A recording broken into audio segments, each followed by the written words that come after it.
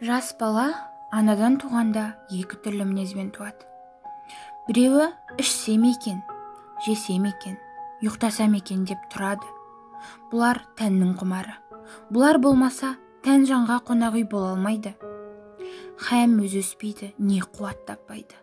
Ал біреуі білсем екен демеклік, не көрсе соған талпынып, жалтыр-жұлтыр еткен болса, оған қызығып, аузына салып, дәмін татып қарап, тамағына, бетіне басып қарап, сырнай керней болса, даусына ұмтылып, онан ержетіңкірегенде, ит үрсе де, мал шуласа да, біреу күлсе де, біреу жыласа да, тұра жүгіріп, ол немене, бұл немене деп, ол неге үйтеді, бұл неге бүйтеді деп, көзі көрген, құлағы естігеннің бәрін сұрап, тыныштық көрмейді. Мұның бәрі жан құмары, білсем екен, көрсем екен, үйренсем екен деген. Дүниенің көрінген һәм көрінбеген сырын түгелдеп, ең болмаса денелеп білмесе, адамдықпен орны болмайды. Оны білмеген соң, ол жан адам жаны болмай, хайуан жаны болады. Әзелде Алла тағала хайуанның жанынан адамның жанын ірі жаратқан.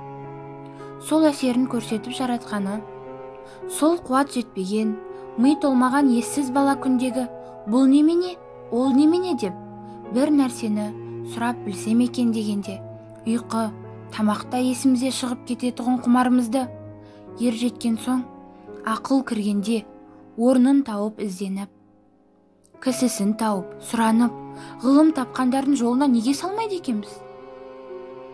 Сол, өрістетіп, өрісімізді ұзартып, құмарланып жиған қазынамызды көбейтсек керек. Бұл жанның тамағы еді. Тәннен жан артық еді. Тәнді жанға бас ұрғызса керек еді. Жоқ, біз олай қыла алмадық. Ұзақтай шулап, қарғадай барқылдап, ауылдағы боқтықтан ұзамадық. Жан бізді жас күнімізде билеп жүр екен.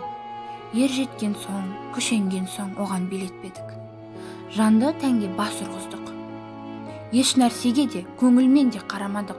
Көзбен жақсы қарамадық. Көңіл айтып тұрса, сенбедік. Көзбен көрген нәрсенің сыртын көрген анақ тойдық. Сырын қалай болады деп көңілге салып сараламадық.